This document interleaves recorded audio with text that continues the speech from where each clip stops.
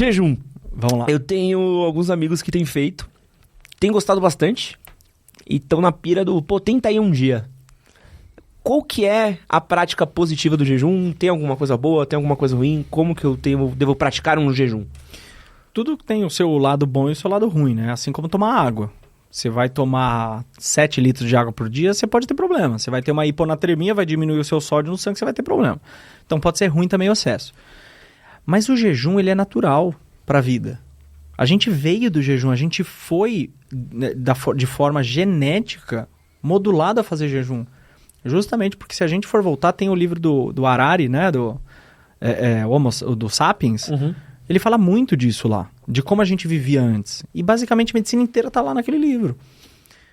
A gente chegava a ficar vários dias, semanas sem comida. Porque precisava caçar, porque precisava de gente, precisava da tribo, precisava do pessoal lá. Antes da gente se assentar nos lugares, a gente era nômade. Então você não sabia se você ia comer, você não plantava nada. Você tinha que caçar alguém ali que estava passando na sua frente. E geralmente a maioria dos bichos eram maiores do que vocês, do que a gente, enfim. Então você não sabia quando você ia comer. Então, em geral, a gente era muito mais definido, muito mais magro. Quer dizer, não existia obesidade nessa época, não existia o excesso de acesso à comida. Então, o jejum, ele é natural, tá? A questão é, para que você quer fazer o jejum? Porque se você quiser para emagrecer, as pessoas acham que parar de comer por algum tempo, 12 horas, 14 horas, 16 horas, significa que ele vai comer menos caloria. E, em geral, sim. Só que quando esse paciente essa pessoa, enfim, vai abrir o jejum, você já ouviu falar que a café da manhã é a principal refeição do dia? Uhum. Não é necessariamente verdade. A principal refeição do dia é aquela que abre o seu desjejum. Então, se você está abrindo seu desjejum à noite, essa é a sua principal refeição.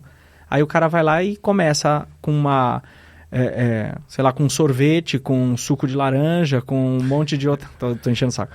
Com um monte de porcaria, cheio de açúcar, cheio de aditivo, Cara, o corpo ele não vai entender. Ele tá ávido por comida. E aí você tá colocando um monte de porcaria.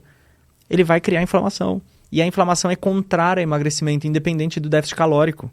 Você vai emagrecer? Pode emagrecer, mas você vai perder massa muscular, você não vai ficar saudável.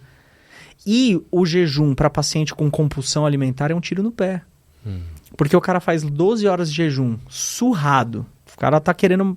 Chega em casa com fome de 2 capivaras selvagens. O que o cara vai fazer? Não, vai comer pelas 12 horas, Adiantou alguma coisa? Não, só deu raiva pra esse cara. Mas o jejum, pensando na parte metabólica, é incrível, fantástico. A gente começa a ver no jejum uma diminuição de risco de câncer. A gente vê no jejum, para quem já está com câncer, uma diminuição desta evolução do câncer. A gente aumenta, por exemplo, a nossa glutationa. A glutationa é o principal antioxidante do corpo. Então a gente diminui estresse oxidativo, a gente diminui radical livre com o jejum intermitente. E é por isso que ele chama jejum intermitente. Porque não necessariamente você tem que fazer todo dia, entende? Então, em geral, eu falo para os meus pacientes de 2 a 3 vezes por semana tentar fazer de 14 a 16 horas. E aí, que horas começa, assim? Isso também é dependente. Tem alguns protocolos para isso, tá? Dá para você fazer um jejum de noite, da tarde, tem paciente que acorda às 7 horas da manhã já comendo. Eu não gosto desse tipo de jejum. Eu não vejo um resultado tão legal. Eu vejo um resultado legal do jejum quando você faz a partir de 14 a 16 horas, parando de comer às 6 horas da noite. Então, até às 8 da noite, legal comer. Mas ideal até às 6. Porque na época lá da caverna, a gente ia pra caverna fazer o quê? Dormir. Acabou o sol, meu amigo, não tem Twitter, né? Uhum. Não tem celular ali na sua frente. Você vai dormir e acabou. Não tem comida mais para comer. Você já comeu de tarde. Então é basicamente isso. Então o jejum ele é fantástico para uma série de coisas. Ele diminui resistência à insulina, diminui peso por conta de diminuir a resistência à insulina. Você pode comer a mesma caloria no dia. Mas se você diminuir a resistência à insulina, você melhora a sua composição corporal. Você melhora a sua taxa de glicose, você melhora a sua hemoglobina glicada, você diminui uma série de outros riscos inflamatórios. E pra dormir deve ser bom também, né? Não tem digestão pra fazer enquanto tá dormindo? Exatamente. Por que é ruim você comer muito antes de dormir?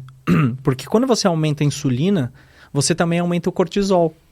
E você aumenta a vascularização pro seu estômago.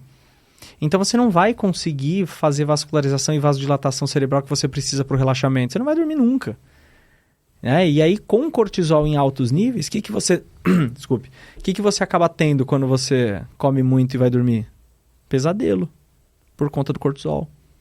Cortisol alto em níveis que deveriam estar a melatonina, porque um é interdependente do outro. Se um está alto, o outro está baixo. Se você está com cortisol alto, você vai acordar 2 horas, 3 horas da manhã, tendo pesadelo, com o estômago lá estufado. Então, o comer até às 8, no mais tardar às 8, é incrível para quem quer buscar uma saúde mais longeva e emagrecimento.